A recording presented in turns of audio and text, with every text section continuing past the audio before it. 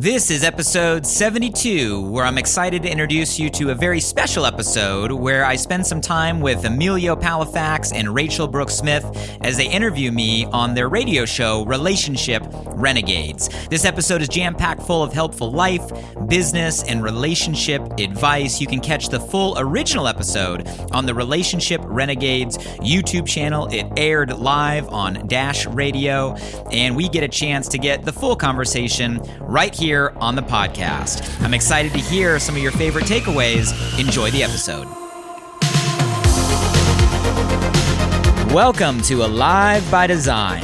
My name is Blake Mallon, and we're here to bring you inspiring people, principles, and practices to help you wake up, move toward your meant to, and feel fully alive. Open your mind and let's dive in.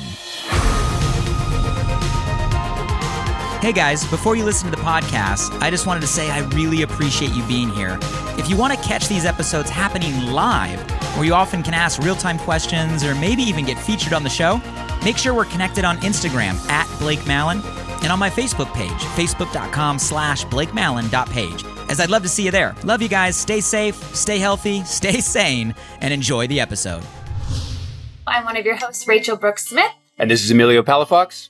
And we have a super special guest today. This man is such an inspiration, and my love is going to tell you all about him, but his name is Blake Mallon, and he is a badass. We have Blake Mallon, and I'm happy and really excited to talk about what we're going to talk about here. But his bio here is just incredible. So Blake is a billion-dollar brand builder. He's a community marketing expert, TED speaker. As a serial entrepreneur, Blake has over 2 decades of experience building global companies that have transformed millions of lives in the health, wellness, nutrition, and lifestyle categories. Speaking at events all over the world, Blake's latest TED Talk on how to shift the script and his Alive by Design podcast are helping people pursue their meant to and make the shift from being alive to feeling fully alive. And what a perfect time right now to have this conversation, because even pre-COVID, there was a lot of people just going through the motions and really going by the script, which we'll get into. And I think no matter what's happening in life, it's always important to hey, this is your one life. Let's live it fully. And so we're going to really dive in. I'm really excited because this is one of the main topics, as you guys know, we talk about in Relationship Renegades, to really live a full life. And so without further ado, Blake Mallon, thank you so much for being on the show. I love it. I'm excited to be here. And I know we're like neighbors. We're right up the street from each other right now. Good to know. He's literally 2 houses down and we had no idea. No, I'm kidding. Too many more hangouts in the future. Yeah. Just starting off, your TED Talk just spoke to my soul because there is this script, and we're going to talk about that. But can you tell the listeners a little bit about what that means, shifting this script, and why that's such an important message for all of us? I love it. Well, I appreciate the compliments on the TED Talk. That was a cool experience to be able to do that actually right out here in Los Angeles. I was over at the Watts Empowerment Center in LA. Oh, wow. And yeah, it was awesome. I actually had to build a relationship with a lot of the individuals leading that organization. It's a great organization, giving back to the community here. And but they gave me a week's notice for that. It was crazy. They were putting together and hosting the TEDx event. And I got the invite about a week before they were doing the event. So I appreciate the confidence because I had about a week to figure out, I want to stand on the red circle. That'd be an amazing experience. And then it goes well, what the heck is the message I want to give to the world in 18 minutes or less? Yes. But, I guess, Rachel, to answer your question, so it came pretty naturally because what I share in the TED Talk, at least the beginning, is really just my story. So that concept of a script wasn't a new idea for the talk. It's something that I felt I'd been living and being kind of short for a prescription for how to live. So that's what I mean when I talk about a script. There's a lot of script we all follow in life. But in that specific conversation, I'm talking about kind of what it seems to be a global script for here's the steps you need to do to live a good life. And we all know them, right? They go to school, study hard, get good grades. So you can go to college, study hard and get good grades. So you can graduate, work hard and get a good job. So you can find the right person, get married, have kids, save money, eventually retire. Like we've all heard this. Yes. And I love how everyone in the audience just like regurgitates it back like all around the world. Yeah. We all know it. It's crazy. So yeah, that's what I mean by the script and the prescription that I think most of us, were taught at some point growing up. Mm-hmm. Yeah. And what is flawed about that? I think you really point out, okay, if we're working so hard to one day be happy or to one day, have it all or to one day get to retire, I just love that you're questioning that script and like, why, and I know a message that's so important to you is why. Yep. So why do you think that's flawed? And how have you changed the script for yourself? And how are you empowering others to do the same? Yeah, no, it's a great question. That why, the reason I'm so passionate about that is because it was that question that woke me up. Right. And I don't know if anybody that watches or listens to this has ever had a point in their life where someone said something and they're just words, right? But like for some reason, those words in those moments were might as well have been like a smack in the face or a punch in the gut. Like it was like, wow, is a wake up.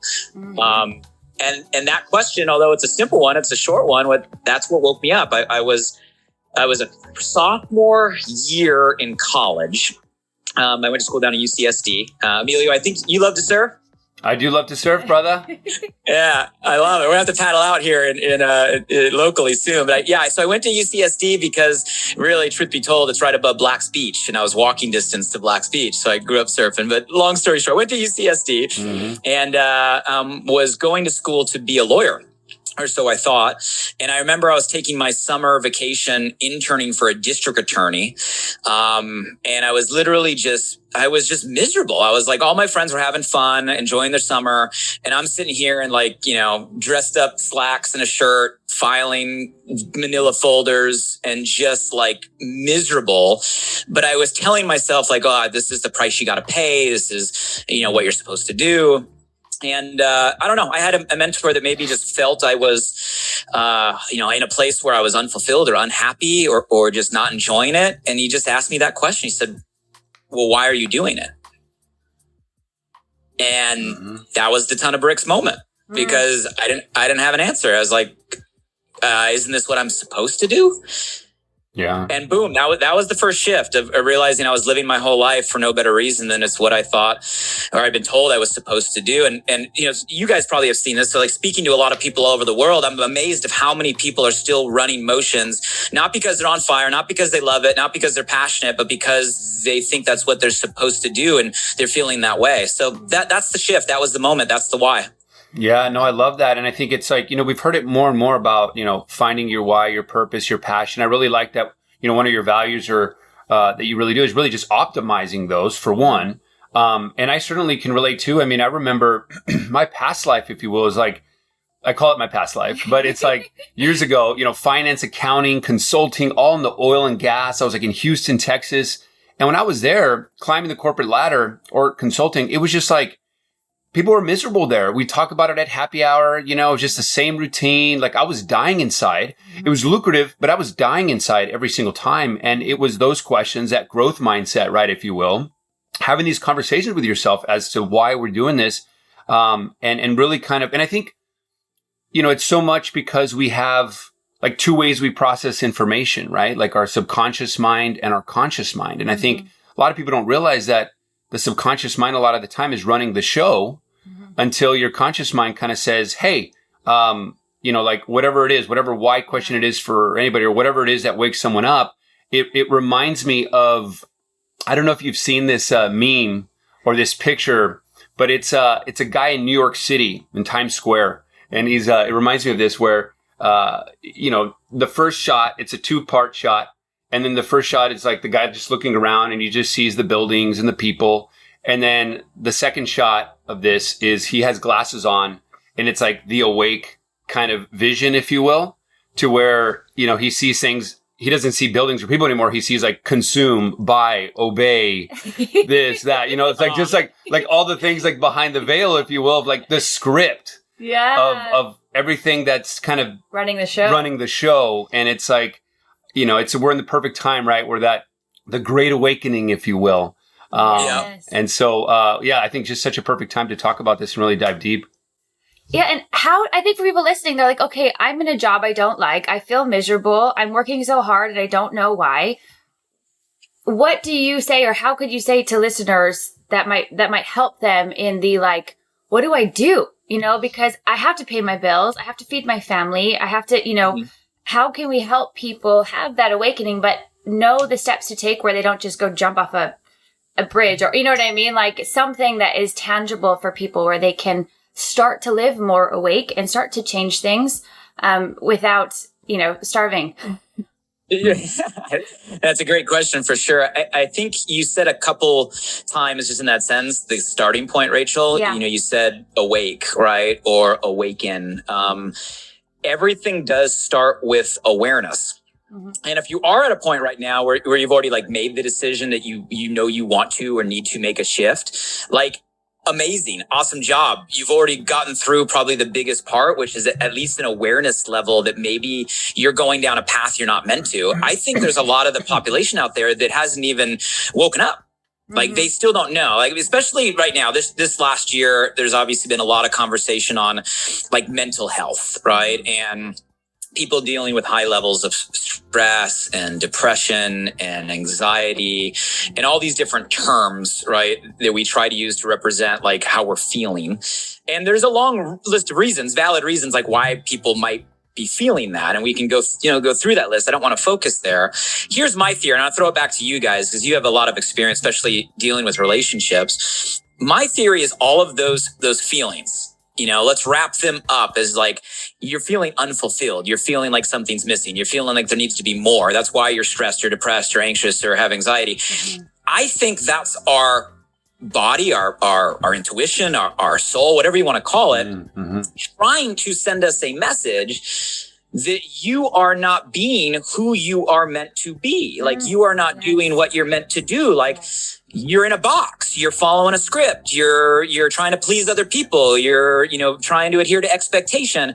And like we get these feelings, right, that we try to label and then medicate, where I think a root, it might not be the root for everybody, but I think a root, it's just that, well, that's a sign that you're not doing what you were created or designed to do. So I know I didn't answer your full question there, but I think it starts with a awareness or an awakening to be like, okay, well, maybe what I'm doing isn't what I'm meant to. Mm-hmm. And then you can start asking the questions that, well, if it's not, what am I meant to do? If that makes sense. No, absolutely. But I think that's such a great perspective shift, right? Because if we can understand that these emotions, these feelings, we talk all the time about like emotions are indicators, right? So data. If it's just data, a lot of times we label these like anxiety, sadness, anger, fear as bad emotions, when in reality, they could be one of the greatest gifts, because if we understand that they're just an indicator that something's off. Yeah. I think that realization alone changed my whole life, because I was brought up in a world where I was like, just be happy. Just be happy. If you're sad or you're anxious or you're whatever, then that's not okay. Just be happy because you have so much to be grateful for. And I was like, okay. But I'm not happy. But I'm not happy. And he was really the first person that we talk a lot about on the show, that they're just indicators. And the more that you say, okay, anxiety, okay, fear, I'm glad you're here. What are you trying to teach me? Mm-hmm. That helps me so much in my life, where I'm no longer suppressing or denying and trapping those feelings, but allowing them to surface and learning from them. And then getting to, I think curiosity is one of my favorite words that you talk about a lot as well, like the why, right? So someone's like, okay, I'm curious, I'm more awake. And I love that you talk so much about your family, right? And how much, you've built these incredible businesses, but you're also seem to be such an amazing relationship with your kids, an amazing father. How have you been able to do that? And what would you say to other fathers out there that have really busy schedules or busy lives to be able to really connect and create great relationship with your kids? Yeah. So, I mean, you touched on a lot of points there. I think they're all great. Sorry about that. No. Five-part questions. Five-part questions. Here we go. Five-part questions from here on out, So Blake. 5A. I love all of it. I think to your point on happiness, because that's probably been an overused term in at least the growth space, right, for like the last few years. And I don't know if you found the same thing in your pursuit, but like, I think happiness is a byproduct of other things. In other words, if you focus on happiness and try to be happy, at least in my experience, like you never get there. And if you have someone saying, well, just be happy, you're like, you felt like, well, how do I do that? My personal opinion is I think happiness is a byproduct of other things. It's a byproduct of things like what you guys stand for, what you're passionate about, what this whole show is about, like quality relationships, right? If you have quality relationships, you're going to be happier. Quality experiences, right? Going out there and doing things that matter, making moments matter, creating memories that matter, like pushes to happiness. Putting yourself in a gift zone, right? In a strength zone, doing things that you can excel at and you enjoy, like makes you happy. Like if we ask ourselves the question of what are the things that make us or give us happiness, and we list those things out and prioritize those things and focus on those things, I think happiness can be or will be a byproduct. But if you just focus on like, how do I be happier? I don't know if you'll ever get there. I don't know if that relates to you or you guys have any insight on that, or you feel the same way on the happiness topic. On the happiness topic, I think for sure, I think there's things that what's coming up for me right now is like 3-part. It's like, sometimes we do, sometimes we're being, and sometimes we're allowing, right? And I think the great combination, I think there's an alchemy with those. And when there's a great alchemy with, doing the things, meaning taking action, but also just being, I think a lot of people are just trying to do, and they're not just like being who they are. Mm-hmm. And then also after you've done the things and you're just being like really like trusting, knowing that like things will happen. Meaning like if I plant a seed and I water and I give it sunshine, like, hey, don't like keep watering it, like allow it to grow, right? Like it's going to grow. And so I think like having the great alchemy with those things, I think, is some of the things I think about with happiness, meaning certainly there's things that you can do, like you said, to, go and maybe, get uncomfortable to build your tribe, to get some friends, to share some experiences and make moments matter, which I know is one of your values and all these things. But then also being, and when I think about being, I think about, one of our taglines of Relationship Renegades is kill your Superman to find your Wonder Woman, or to find happiness, or to find, and what I mean by that is that I think what we talk about a lot on the show is from when we were born to now, we have accumulated based on certain experiences that we've had, walls, we've built characters, if you will, to protect us so that we feel safe or we feel loved, and have masks, et cetera, et cetera. And it's almost like that unbecoming. It reminds me of Dr. Wayne Dyer's quote of happiness is not a destination, it's the way. Happiness is it's like, it's almost like you have it and it's like, well, you have it way over here. And if you're seeing us here on YouTube, you can see my hand signals here, but basically from the very beginning, but it's kind of like trapped there. And then, it's kind of trapped and caged by all these characters, trapped and caged by all these walls that we built. And until we have this unbecoming, they're like, oh, happiness was there all along. And so It's almost like there's things to do.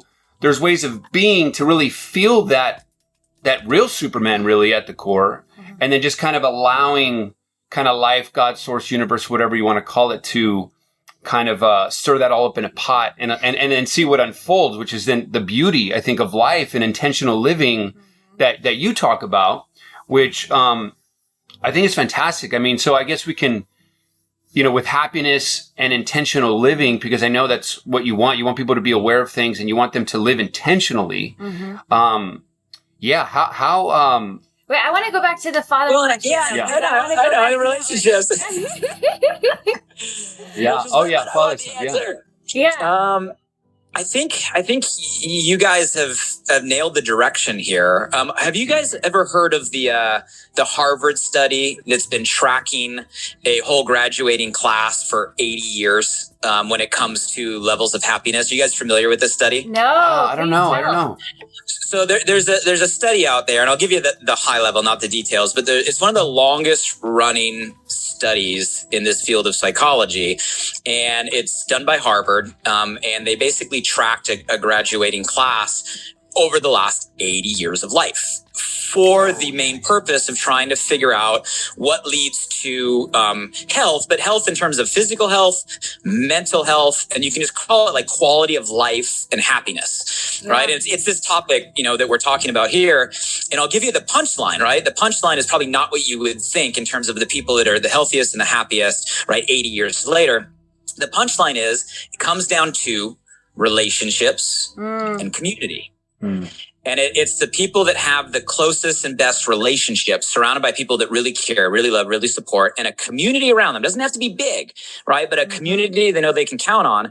Turns out like that's the single best thing we can do for our health, our happiness, and our longevity. So it kind of ties into what we're talking about. Like happiness is an outcome, right? Relationships is so core, no matter if you're an entrepreneur, you're a business icon, you're just making the leap, right? Relationships are everything. And I guess, Rachel, to get to your question, it's a journey on like balancing relationships. I've been on both sides of the fence, right? So I've been the over-focused, totally fanatical, many would probably call obsessed, like entrepreneur that just worked 8 to faint. All I did, do, go. There's always more. The list is never done.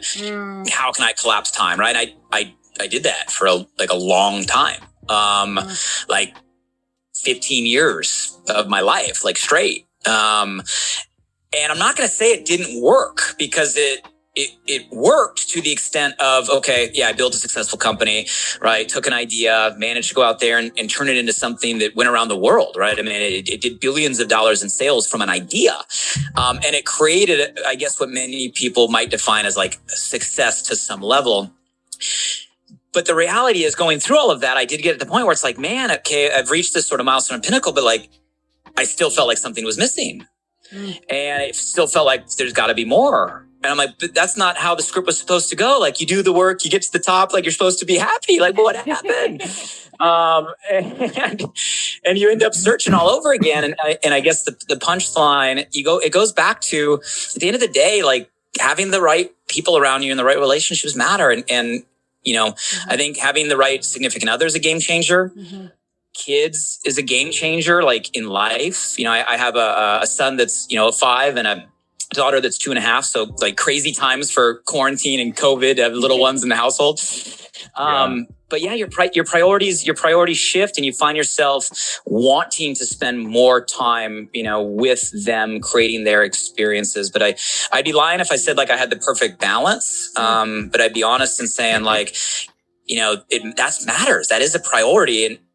And it's a constant journey to figure out how you get it all in the day, for sure.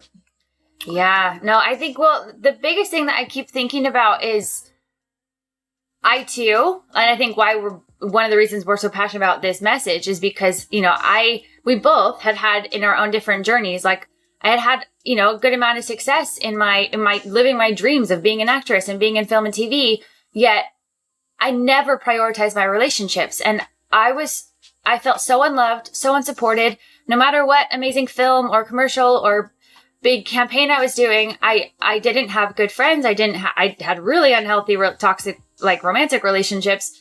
But I never knew, I never taught myself how to do it. Nobody ever taught me. And so I was like, gosh, we have math, we have science, and where is the relationship class? Where is the communication class? You know? And so it's like, I'm so excited for a time. So anyways, we were just like, and he too, he talks about his past life of what he was doing, and realizing that, wow, he didn't have good relationships either. And how, no matter how much money or success he had, he was not happy. And so, being like, wow, like the quality of our life is so based on the quality of our relationships.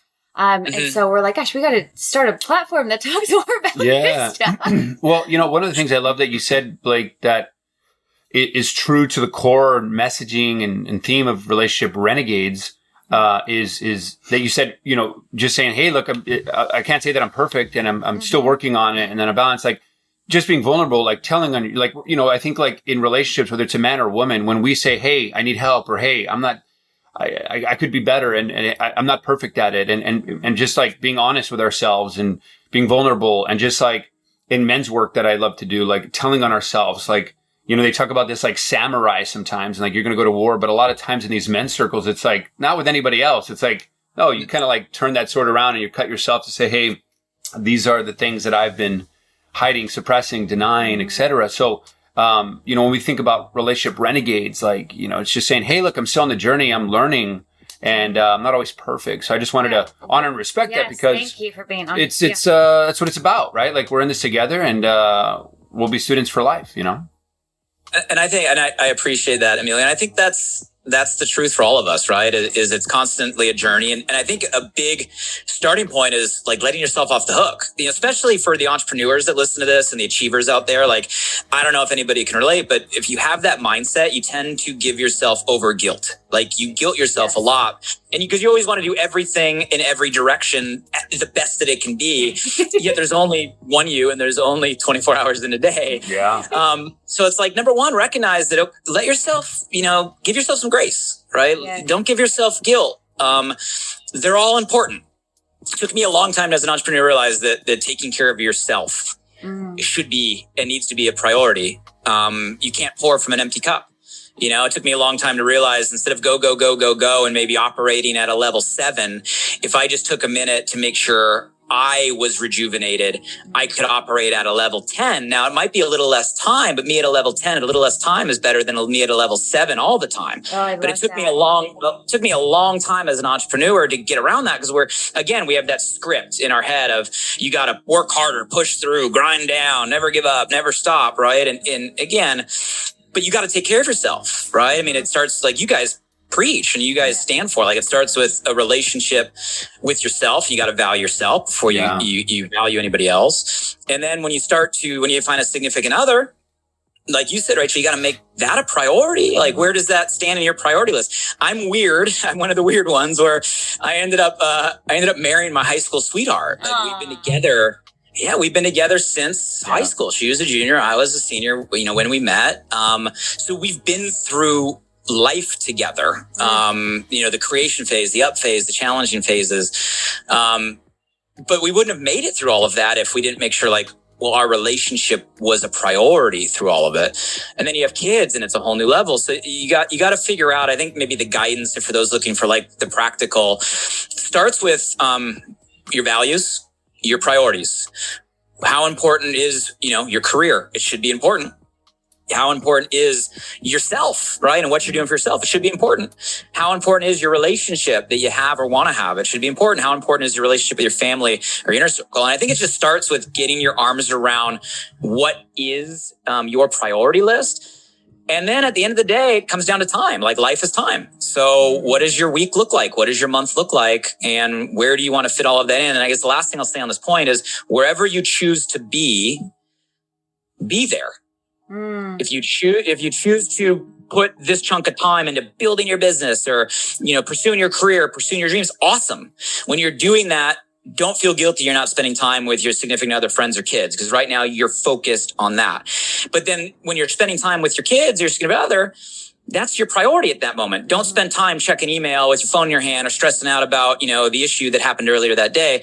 And that's easier said than done. But I think it starts with a priority list, a time commitment, and then a real time commitment, as in, wherever you are, learn to be there. So you're making the most in the time you're invested, and not playing the guilt game of wherever you are, you're really not, because you're wanting to be where you're not. And therefore you never really are where you are, if that makes sense. So huge. The present moment, that is guys. So huge.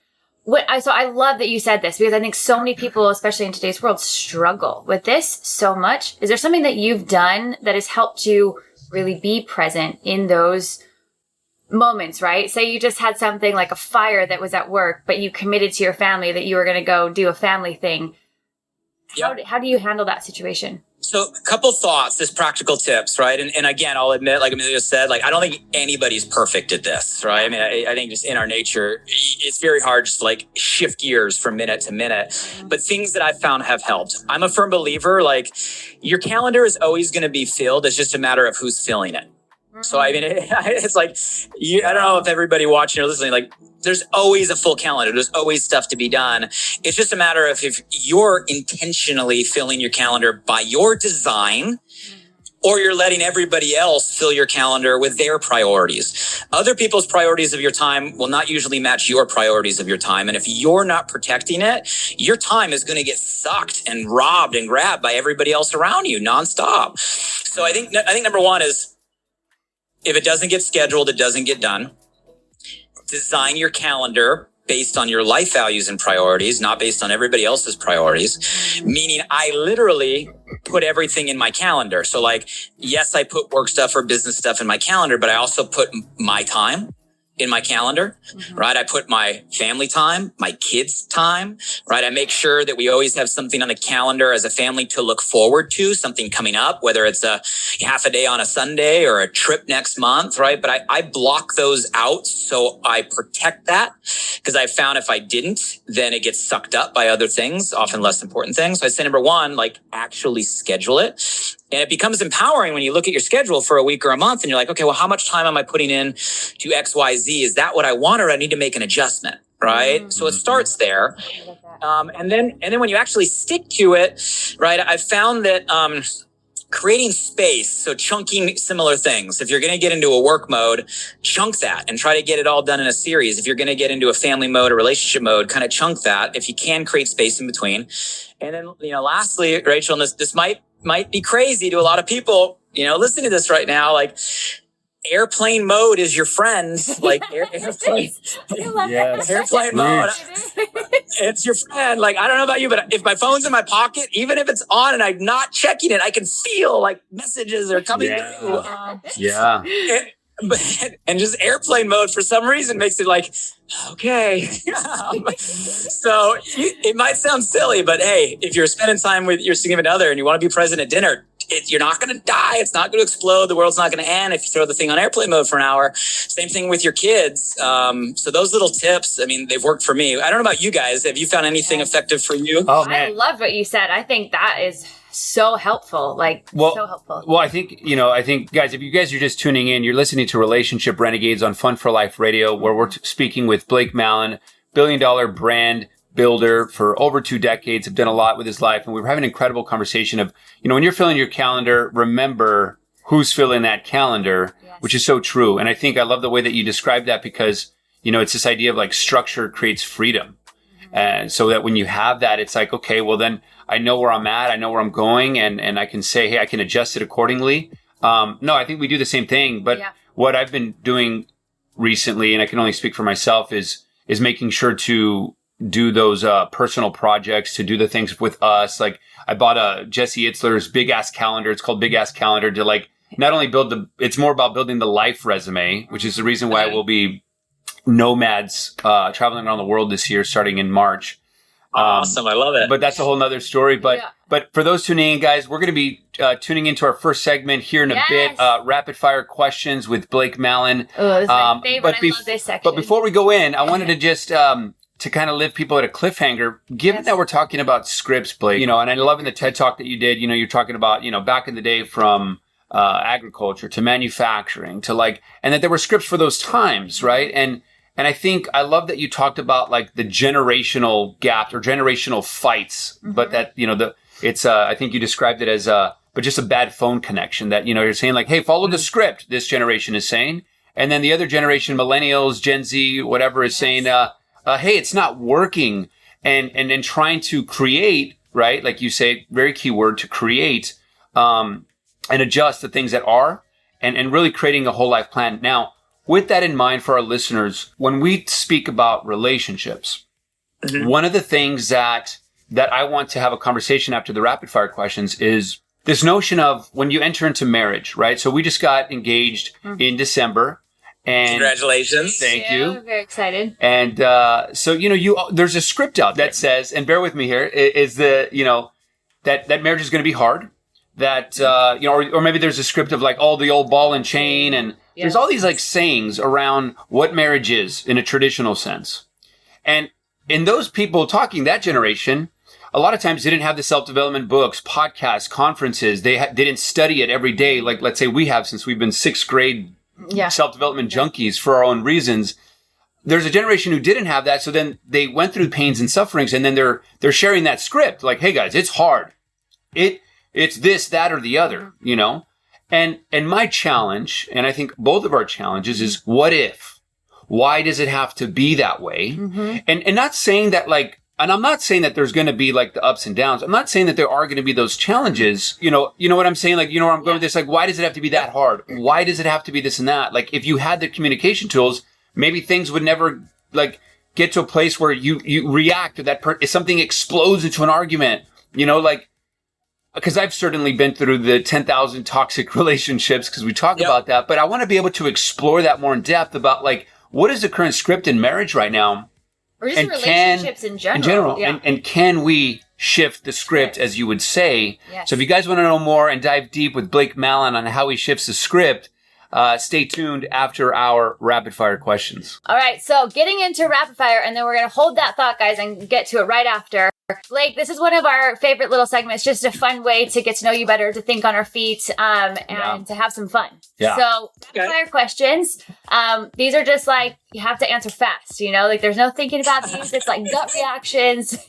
Yes. All right. So babe, kick us off. Question all right. Numero uno. Putting me on the spot. We like to go present moment sometimes. So yes. I'm going to say, Blake, what is your favorite element? Meaning, wind, fire, or, air, fire, what is your favorite? Easy. Yeah. That's easy. My least favorite is wind, by the way. Like, I just don't like wind. I just don't like wind. Oh, I love wind. Yeah. My favorite though is easy. It's water. Water. Me too.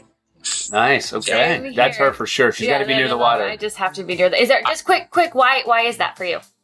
It's always been. I mean, I've always been drawn to it. I could never not live in it. Like Emilio, you and I were talking. I've surfed all my life. I've lived near the ocean all my life. If I'm ever having a stress day, bad day, need clarity, I'm getting in the water. I'm getting near water. I'm looking at water. So I've always been attracted to it. I don't know. Maybe it's an Aquarius thing. Well, I'm a Scorpio and I'm the same way. So yeah. I don't know. Same exact thing. Okay, so I love asking this question. I actually asked this recently, but what is one of your favorite pieces of advice that you ever got? Favorite pieces of advice I ever got. I'll give one that's more recent because I think it's timely. And it was from one of my, I guess you call him a spiritual mentor, someone I've been friends with for a number of years.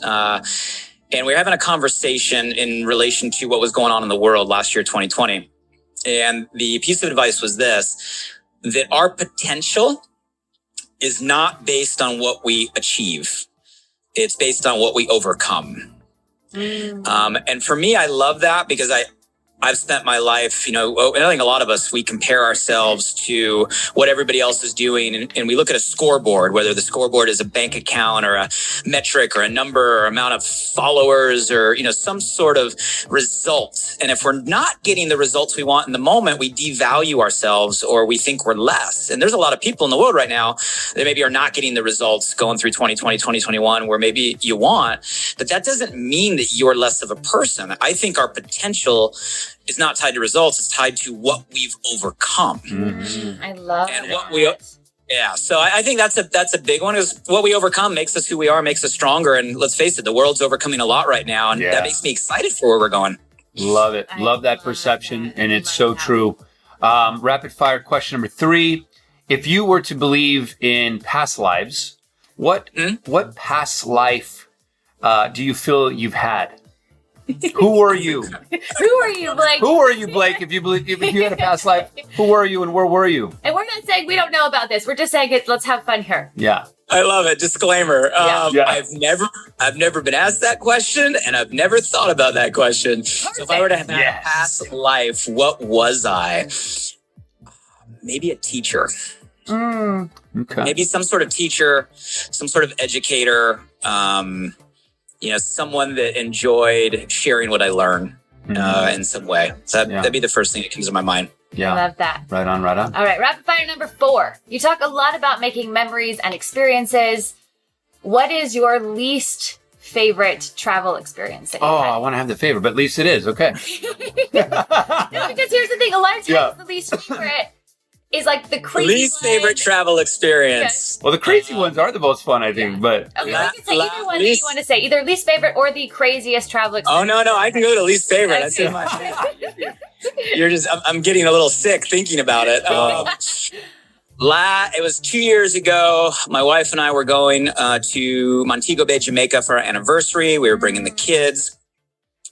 And my son at the time is maybe 3.5 or so, got really, really sick on the first leg of the plane flying from LAX to Miami. So I'm sitting there with kids. And if you've ever traveled with kids, period, you know it's hectic. Mm-hmm. And he got sick on the plane and threw up all over me on the plane.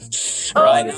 I'm one of those people, like if someone throws up near you, like I get the gag reflex, right? So I'm sitting there going and then it couldn't do anything, or so I didn't catch it, couldn't do anything. I'm sitting there in just a pile of vomit. We are last stretch, we land, I have to wait for everybody, I have to walk off this plane, like in that just, oh my gosh, like dripping vomit. Wow. So yeah. That's probably one of my least favorite, literally, travel experiences was traveling with kids and having to be dad. Oh my gosh! Can I just say that I feel you in the sense that we were driving. I vomit on her all the time. I'm sorry, babe. I'm sorry. No, that did not happen. But seriously though, we were driving home from, I think it was like a family trip. This was when I was my teenager. My older brother was sitting behind me. I was in dreamland. And in dreamland, I'm feeling all of a sudden all this like warm, gooey stuff on me. And I'm like, oh, what is this? Like in my dream. And then all of a sudden I'm like, wake up to ew, ew, ew, ew, ew. And my older brother had thrown up on me because he was trying to get to the window, but he literally threw up all over me. And then I started throwing up all over the place. And so, yeah, I can't be around throw up because I just start throwing up. But but now we can laugh about those experiences. That's it. You know? Yeah. Now we can it's the pleasures of being a parent. Oh, man. Well, thank you for sharing that, Blake. And if you guys are just tuning in, you're listening to Relationship Renegades on Fun for Life Radio, where we're talking to Blake Mallon, a billion-dollar brand builder for over 2 decades and a whole lot more. Go check him out. But we just finished a rapid-fire segment of the show. We got 2 more to go. But going back to where we started right before, shifting the script. So I want to relationships. I really want to hear your thoughts on that, right? In terms of, there are certain scripts out there that says, hey, when you get married, this is how it's going to be, and when you have kids, this is how it's going to be. And we've certainly, because we're in the relationship realm, have interviewed and talked with so many different relationships around the world. Yeah, people that do it this way, people that do it that way, and all the things. But given that you're very much the script, the shifting the script, the master, I would say, what are your thoughts on maybe shifting the script in those areas? Yep. Well, first, I love that you took kind of the framework from the TED Talk and you're applying it to relationships. I think it's awesome because that was my exact hope, right? I hope that people would get the concept enough to be able to apply it in their life and broader. So I love that. So thank you for that. And I'll carry on the analogy. So why do I think people still get stuck in that previous script? I think it goes, actually, hold on one second, guys. I'm going to turn off my audio on. I feel like our audio on Clubhouse just went really up. Yeah, guys, if you guys are joining us here and listening on the radio, we also do Clubhouse. So join if you're interested in the Clubhouse, the new app that everybody's flocking to. We're figuring it out, guys. Yeah, no, it's good. I was like, I'm hearing myself in surround sound. I can't handle it. Yeah, same. So, just so the quick version, let's break that down exactly what she said. So we all know our most malleable years are our younger years, right? Like literally that's where our personalities get wired. Our brains get wired, right? They get hardwired. A lot of people say age 2 to 5 and then definitely 5 all the way to 18. So if we all go back to, doesn't matter how old you are listening to this, we all were brought up in a system that was designed by people way in the past for a time that no longer exists. It was a system designed a long time ago for an economy at that point. And it takes time to build a system and structures and that system still exists. although we're living in a time where those rules maybe don't apply, we're still operating on all of the lessons and the imprinting and the ingraining of a script we were given. And I think that is a giant issue. That is the problem. That is why we need to give people that awakening moment and that awareness, like, hey, yo, you're still following a protocol for a time that no longer exists, right? And yet you're living your life that way. So let's just take that concept and then translate it to relationships. Same thing, right? And I think you nailed it, Emilio. Like, why does it have to be that way? It doesn't. Why do we continue to hear that? It's a script. It's literally a script that our parents got it passed down to them, and they're now passing it down to us because nobody woke them up and showed them another way. So first step in everything is we have to be aware that it is a script being given. Doesn't mean it's right or wrong. Doesn't mean it's true or false. It is a script given, probably written by generations long ago, that's being passed to us in most cases without anybody ever questioning, is this the right advice to be passing on to the next generation? It's like, right, osmosis, it's routine. So I think number one is realize this is a script. It's not true or false, right? If we rewind hundreds of years, it wasn't the same script back then. It just happens to be the script we're receiving right now, right? So it hasn't always been truth. It isn't truth. It doesn't have to be that way. So then goes to, well, what do you do about it? Once you realize it, you start to question everything that you've received, and you start to question all the advice that you've been given with a different lens, because now it's not taken as truth or fact. It's taken as, well, all this is a set of steps that they're repeating from somebody a long time ago, and that really has no relation to me, my relationship, or my point in life right now. Right. So you can start to question it. And then it goes to, okay, well, what do we do in terms of finding a new script? And I'm a big fan of just modeling. So I think, Emilio, the direct answer on, okay, well, what do I do? How do I find it? It's just a script. It doesn't have to be yours. Question what's there. Let's find one that works. And here's the big realization. There are people right now, and there are relationships right now that are living in a different script. There's people that have made the shift. There's people that it isn't hard. There's people with loving relationships. There's people that, right, enjoy their time together. There's people that are aligned. There are couples right now in this world, plenty of them, that have made that shift for themselves. So I think the starting point is go find people that you aspire to be like, couples that you look at and you can learn from, people that you're like, man, they seem to be doing something different. I'd love to have a relationship in that direction, and start to break down, well, what are the patterns or what are the components that they're living every single day? So I don't know if that answers your question, but for me, it's those steps. Yes. Awaken, realize it's a script, realize it doesn't have to be for you, start to question it, and then start to find patterns of people who are living more in the direction or a relationship that you want, if that makes sense. No, absolutely. And I think that's so cool, because whatever script it is, or whatever life situation or whatever goal it is, you can take that same sort of method there, that same framework that I feel like we've both taken for most of our lives. It's so true. It's like, like you talk about, like, we are the creators of our life. People forget sometimes, that we get to choose every moment how to be. If Rachel and I, and not to say that we're perfect either. Yeah. But we're aware more so. And I think when we talk about well, let me just get to the point here. So and then kind of do a little reverse engineer. Let's say, because we're the creators of our life, and we like to say co-creators because we believe that, God, source, universe, whatever you want to call it, is kind of always conspiring for you.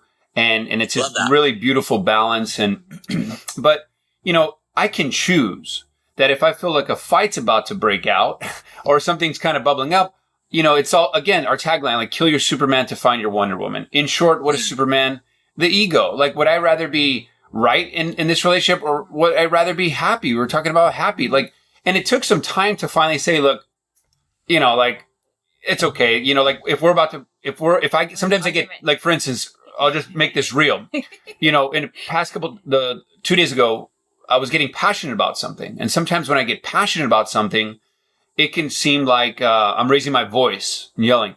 And naturally, and there's a whole psychology to this with women. Like when men are yelling or raising their voice, they don't feel protected or safe. They don't feel safe, yeah. And so, we've learned some great communication styles where Rachel will verbalize that. We'll say that, like, literally, like, babe, I don't feel safe right now. And and whatever else that she wants to say. And at the end of the day, now my past selves, many times, my ego would come up and be like, what are you talking about? And I would try to prove my point more so. And my ego would get away. And it's like, at the end of the day, I can choose. I can create what I want to create in this moment. And like you said, Blake, be here now. What is she saying to me? She's saying she doesn't feel safe. Like the woman I love is not feeling safe around me right now. Like, and so with the work that we always talk about, it's like that decision point as to what I can do in that moment starts to get bigger. It's just the decision point gets like longer and longer so I can say, reset, breathe, and just be like, we could be, I'm sorry. It could just be holding her as she cries. It could be, babe, tell me more about what you're feeling. Whatever it is, it's like, I think we forget that we can create every moment. I can choose to kill my Superman. I can choose to like pump up my Superman, whatever it may be. But I think like it's so important with your intentional living that you talk about and what we're talking about now, what you just described is, it sounds so simple, but it's profound. Like we forget that we can create, that we're creators. And definitely want to talk more about how we can create better intentional living. But, I think that's so key, right? I love the way you said that. And it's the truth. And I love that you guys have a community like this show, Relationship Renegades. And I know you have a tribe online. You guys, that in itself is part of the answer. If you surround yourself with other couples that are at least aspiring to have healthy relationships, aspiring to talk through this, you can't help but learn. Like, it's impossible to put yourself in a community like you guys are building and have conversations like this and not get better at relationships. Because literally what you're doing and what we're doing in this conversation is we are co-creating, right? Yeah. A new script for relationships. So case in point, you guys are doing it. And the people that I'm sure are part of this community are already rewriting that script and are getting value from it. That is the solution, or at least the beginning of it.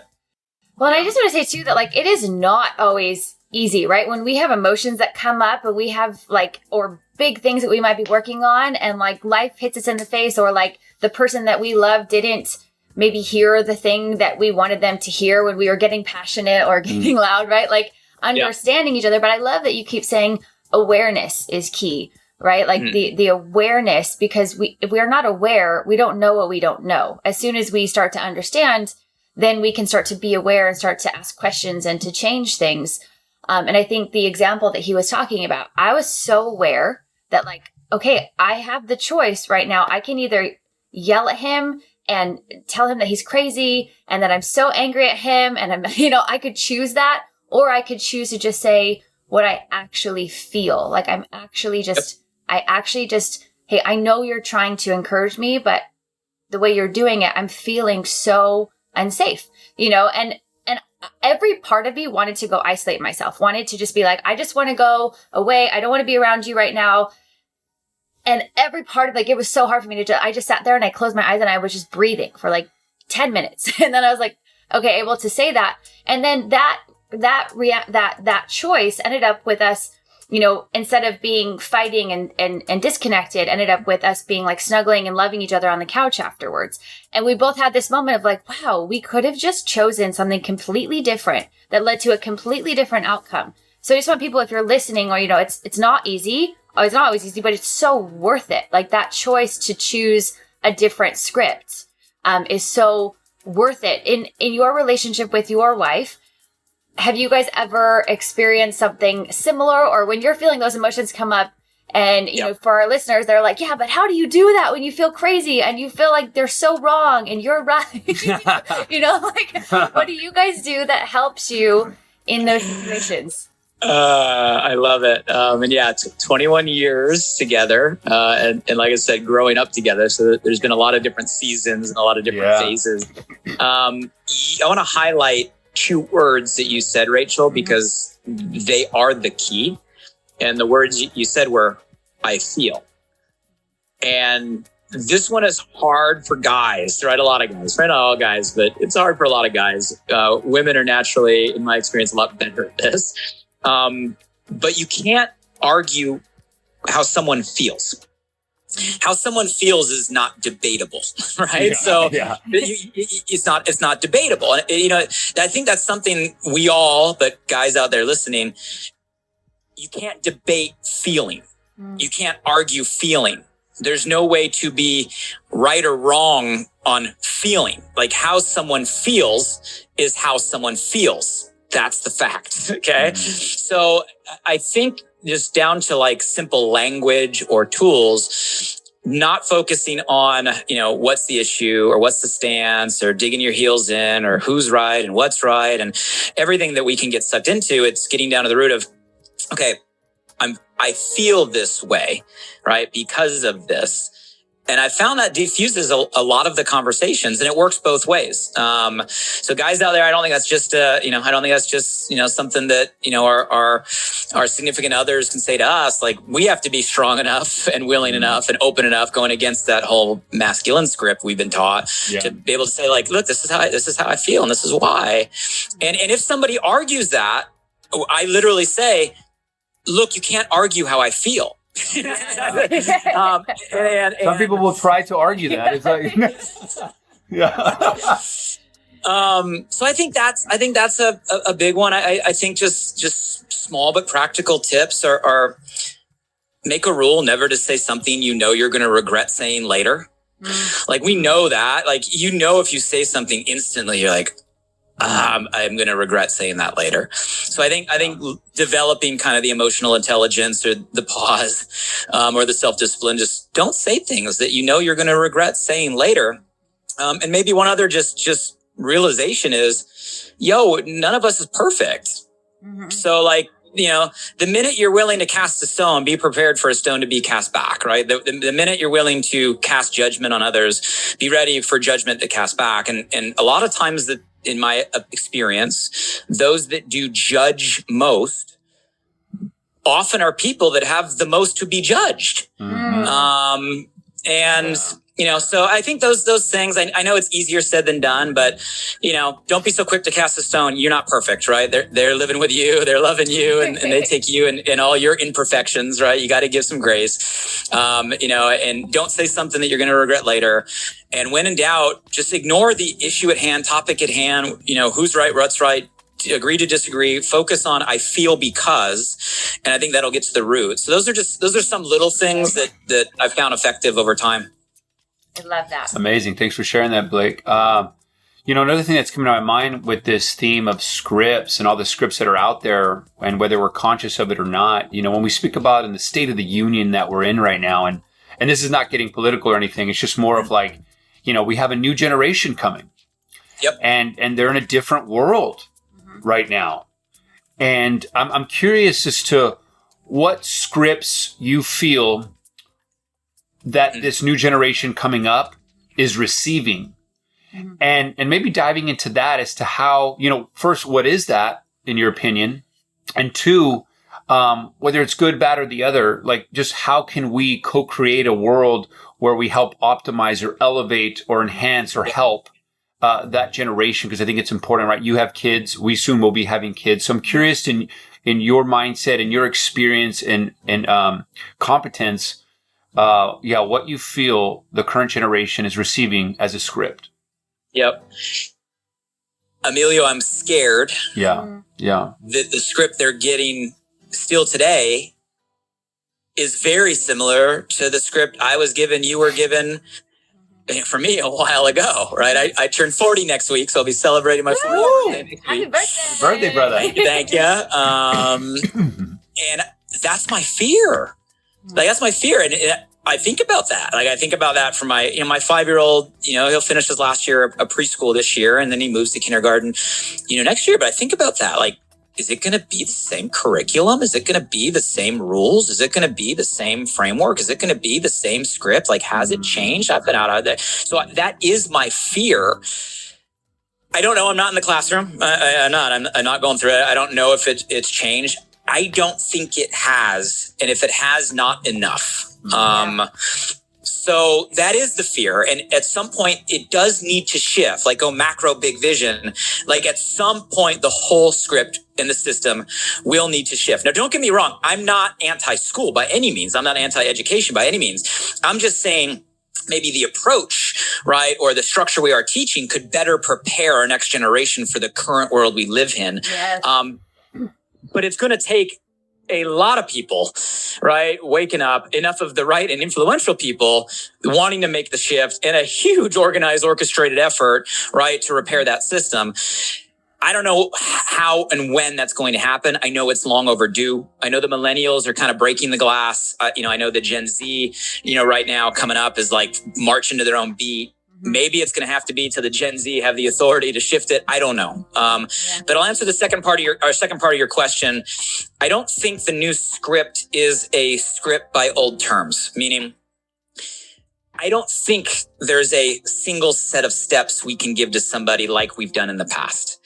And I've thought a lot about this because I've been asked the question a lot. Okay, well, like this old script doesn't work. I know that. Everybody knows that, but we're saying it because we don't have a new one to say. So what's the new one? And I don't think there is a single set of steps because that script was written to create a cookie cutter type of person to feed what was then an industrial economy where we needed a lot of people doing simple things. I think the world has shifted. I know the world has shifted. So I don't think it's a set of steps. I don't think it's giving the answers, giving directive. I think it's teaching people to ask the right questions. Yes. I think it's not here's the solution. It's how do we solve a problem? I think it's a framework. So I'll put it this way. I don't have a perfect answer, but I think I have a compass that can point someone the right way. And I'll give it in 3 words. Passion, potential, and purpose. And I'll clarify. We all have passions that we know. Like you guys know what you're passionate about. Everyone listening knows what we're passionate about. It's innate. It's hardwired. Like there are things that light us on fire, make us feel alive, move us forward. We get excited. We get enthusiastic. Emilio, you said it earlier, like feelings are indicators, right? That's your body telling you what you're meant to do. Potential. And what I mean by potential really gets down to like, what are you good at? What do you excel at? What are your gifts, your strengths, your strength zone? And we all have those, right? And what's awesome and beautiful is we all have different ones, right? The things that Rachel excels at, like I can't do the stuff you do, right? Emilio, I can't do the stuff you do. But I can do the stuff I do, and we all can do the stuff we can do. The problem is, I find most people put themselves in a lane where they spend their life fixated on weakness or trying to get good at things because they see other people are good at, or beat themselves out because they don't excel as fast as others instead of focusing on the gifts they were given. And we've all been given gifts, and we have indicators of that, right? When you do something you excel at, you're in a flow, it ignites you. It's an indicator you're in your gift zone, your potential zone. And then lastly, purpose. And purpose for me is just taking those first 2 and then doing it in a way that's greater than you, or for something that's greater for yourself. Like I think at the end of the day, you want to do something that contributes. So for those of you guys listening, if you're sitting there going, yeah, Blake, I know the script doesn't work. I know I need to make the shift. Or maybe this conversation is waking you up to that. And you're like, but where do I go? Rachel's first question, Rachel, coming back to your earlier question. I would say the compass is find the alignment of your passion, the things that light you on fire, your potential, the gifts you've been given, and a purpose in a way that can add value to others. And if you find the intersection of those 3 things, I think you're moving in the right direction. So that would be my crack, Emilio, on how do we shift the script. And I think that applies for relationships as it does for the future generation of business and life in general. Yeah, I love that. I think that's so important. And more so than ever, right? I think it's understanding that there is no one thing for everybody because we're all so uniquely different, and to work with frameworks rather than scripts, to work with questions rather than answers, And so I think, it's so interesting because he has these 5 P's that he talks about that are very aligned with what you just said. And I have these 5 C's that I talk about, basically just curiosity, creativity, compassion, courage, and connection, which go along with those same things. And so I think it's having these frameworks for life and these power questions to check in with and get the answers that are deep within us. And rather than having people tell us what to do, it's just asking ourselves, what do we really want to do? Yeah. And I think that goes along with kind of my fears as to what's happening right now. And I think it's been happening for a while, but I think it's kind of 10x right now. It's like, I think the generation now is like, first of all, are not asking themselves those questions or having critical thinking or seeing what kind of intuition or inspired thought may come up because they're just going through the motions or just doing the things. And it's like we're in a world where we're just getting fed, like the masses are just getting fed in all different subliminal messages, right, all over the place in media and all this kind of stuff. And so that they no longer have to think or feel or any of these things we've been talking about on the show. And I think that's certainly my fear, is that, you know, the overarching thing is really the loss of real connection and real community. And then, you know, the byproducts of that being like, I can't think for myself or critically think for myself. People are choosing sides. We're separated, right? We got the left and the right. And I don't talk, not in a political sense. I'm just saying we're just so disconnected. And, you know, it's like, we always talk about how, why not, you know, understand both sides, so much that you can, you know, argue both sides. And then in being able to argue both sides, maybe you find the hidden truths that neither party are seeing. And just having that growth mindset, just like questioning stuff like we continue to say, but it's just like, I think my fear is the loss of connection and community, the loss of critical thinking of like, hey, you are powerful. You are a creator. Like, what do you think? And how can you change? Because it has always been one person or a group of small people that have changed the trajectory and disrupted life as we know it. When you look at, you know, empires and communities, I mean, for decades and decades and centuries, it's like, it's always been a one person. It's always been the group of a few people. And I think so many people think like, oh, who am I? And just feel so powerless because the powers that be, quote unquote, are the ones that know. And it's like, are you kidding me? That's a bunch of bullshit. Yeah. Right? Like, and so, yeah, I think, I appreciate you sharing that.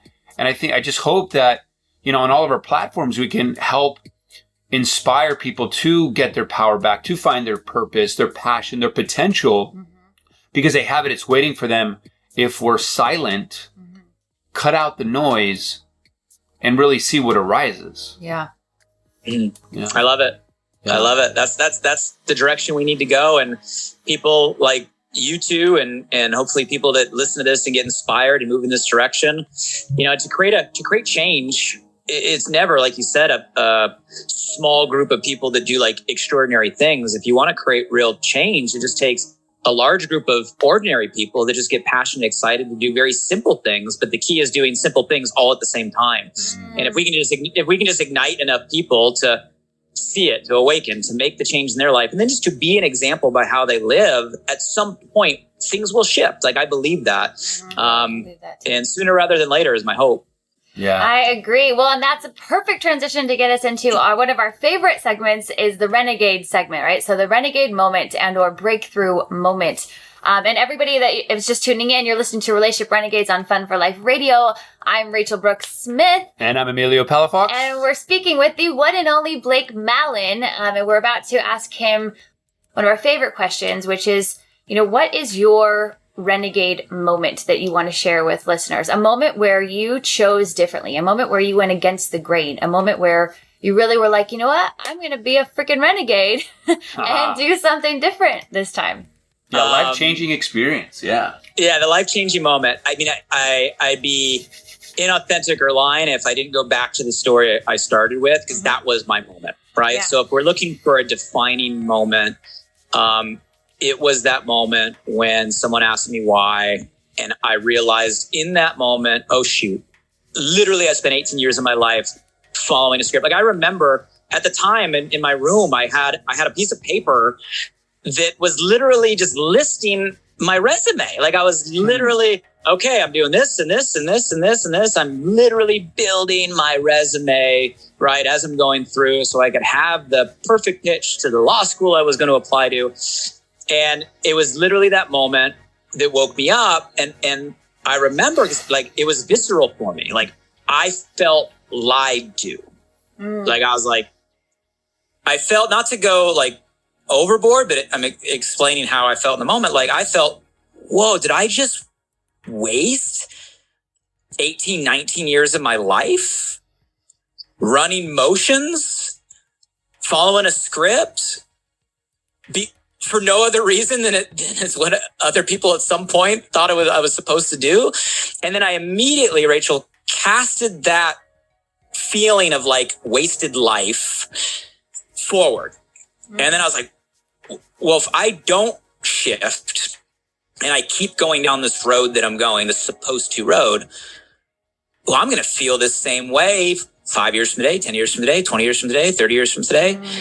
So like, it was that moment for me that was the awakening of, wow, I gotta start questioning this. This isn't who I'm meant to be, what I'm meant to do. Right. And I gotta start the search.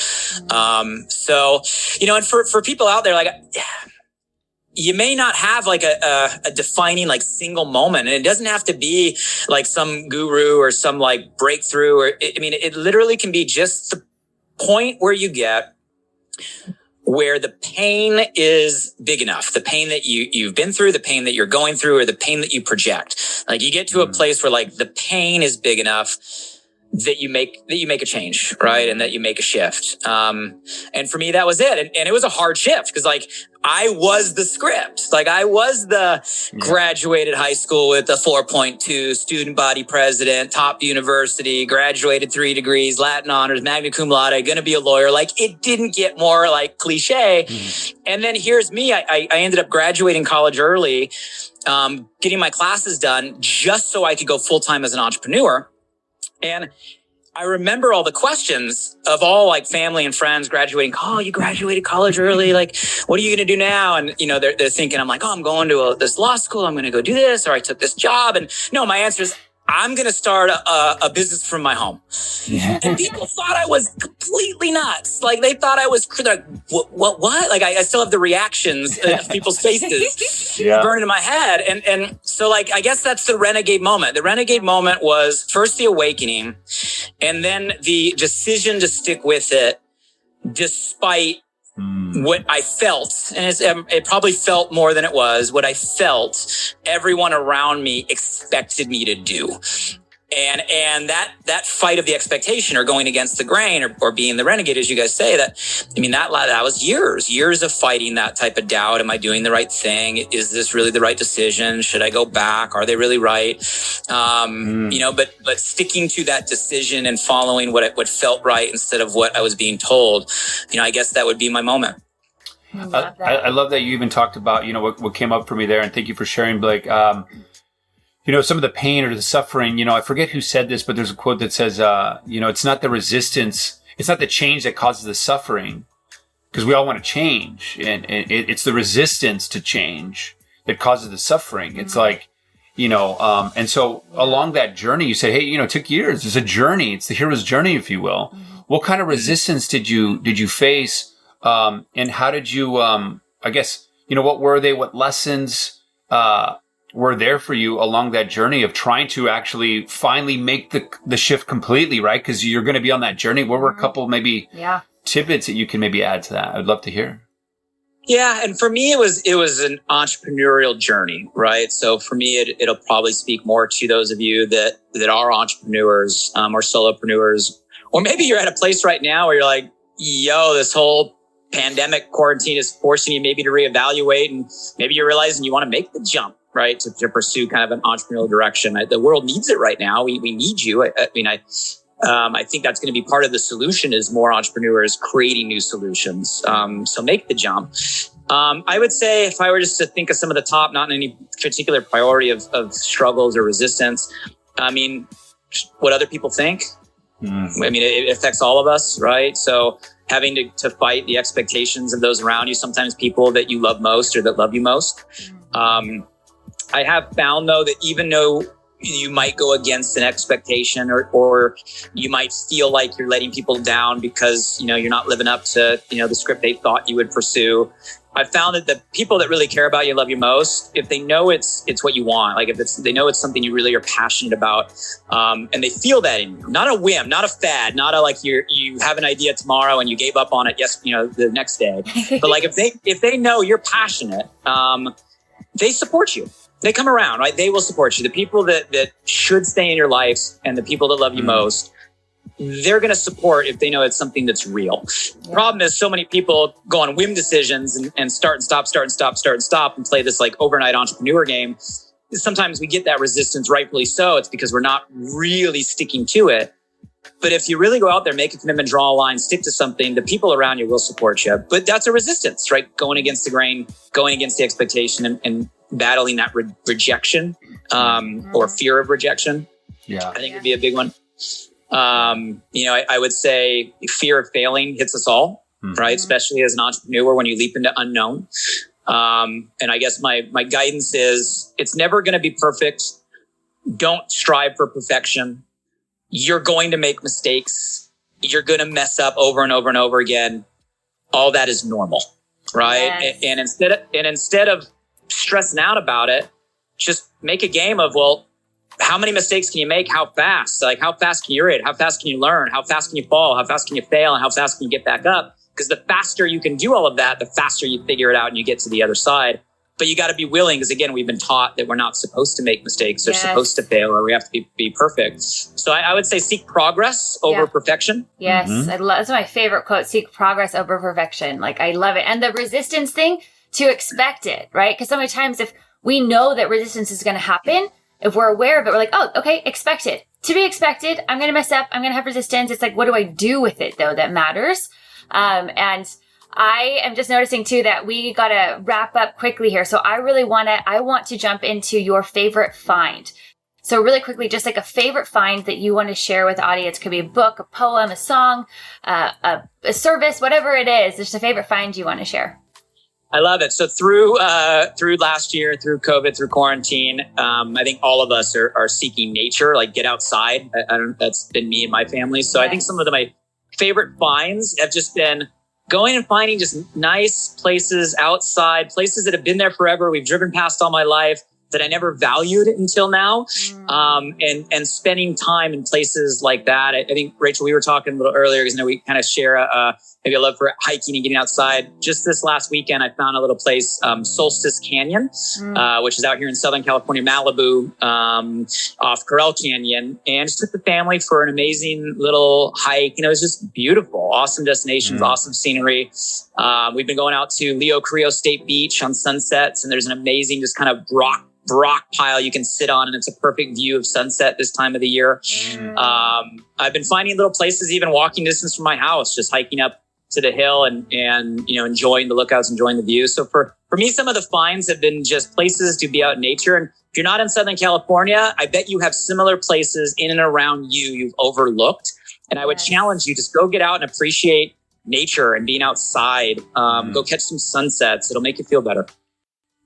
Couldn't agree more. It's one of my favorite things ever. Every day we really try to always watch sunset. It's like if I could just be there, that just in finding the joy and the beauty in that is so powerful. Yeah. So thank you so much for that. And also one of the things that when you were sharing your renegade moment or adding to the question was I love we had said it the other day, but it's this whole idea of in this transition that people may be in, it's like, I forget who said it. I forget all these things, but somehow I just have this collection of quotes, but it's like, set your life on fire and find people to fan the flame, right? I think in when you're making that transition or changing the script or finding a new job or whatever it is, it's going to be challenging. And I love all of the advice and suggestions that you gave because they're important, but also whether it's your existing friends or family, but also find those people that will fan that flame, because I think be headstrong in that, be heartstrong in that. So I really appreciate you sharing that with our audience. But thank you so much, Blake, for everything that you've shared. We want to make sure that people can continue to follow you, see what you've done, see where you're up to now, see what you're doing. Where can people find you? Easy to find. So just my name, Blake Mallon. Shoot us all. I'm sure all of us would love some feedback from today's conversation. If something resonated with you, send us a message, right? Send us a DM on Instagram. So at Blake Mallon, Instagram, TikTok, Facebook, and Alive by Design's the podcast. And it is in line with a lot of the topics today. Yeah. So if you guys are looking for more amazing information, you can check out that as well. And I just appreciate you guys, all you're doing, the time here, and really what you're doing to make an impact on people, because people need it right now. Yeah. Thank absolutely. you so much. Thank you, brother. Thank you so much, everybody who is listening. Definitely go follow Blake Mallon and all that he does. And just a quick final thing. If you could leave people, your podcast is all about alive, right? So being alive. What is one tip or final piece of advice that you could leave people listening with of how to feel and be more alive? Yeah.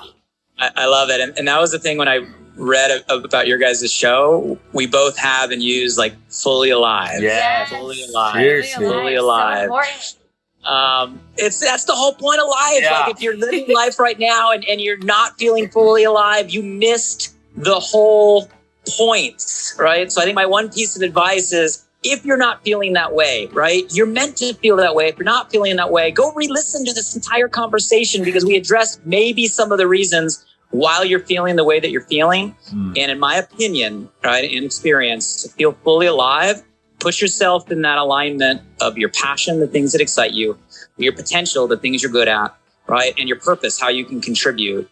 And that'll get you off this whole supposed to, and moving toward what you're meant to do and who you're meant to be. And you guys, that's what life's about. And in my opinion, that's what makes you feel alive. I love it. Beautifully said, brother. All right, everybody. Thank you so much, Blake, for being here. We just celebrate you, honor you. Thank you for being the man that you are and for showing up in the world the way that you do and for sharing these amazing messages. Because, again, people need it. And I could imagine, the thousands, even millions of people that hear this message. Yeah. We just want people to wake up. And when people wake up. Yeah. And then also when you guys feel fully alive, it allows others to become fully alive. And then there's a beautiful domino effect. The ripple effect that we all love. So thank you so much, Blake. I'm one of your hosts, Rachele Brooke Smith. And I'm Emilio Palafox. We love you guys, and we will see you next time. Hey guys, one last thing. I'm super excited that this new podcast, Alive by Design, just went live. You see, I designed the show to bring you inspired thoughts and fascinating conversations with the world's most impactful people, to provide transformative principles and practices to help you wake up, move toward your meant to, and feel fully alive. And I'd love for you to help me spread the word now. Simply subscribe, rate, and review the podcast on this platform right now. So if I've ever given you value, please do me this personal favor and go subscribe now. And if you found today's episode helpful in any way, make sure you share this with at least one friend today. You have the power right now to change someone's day. So send them a text message with a link to alivebydesign.com, or simply copy and paste the link right from this podcast platform. Who's one person you know right now that you want to see succeed, that you want to see grow, that you want to see feel more alive? Shoot them a text with your largest takeaway from today and be a light in their day. And if you were referred here by a friend, make sure you shoot them a text back and say thank you.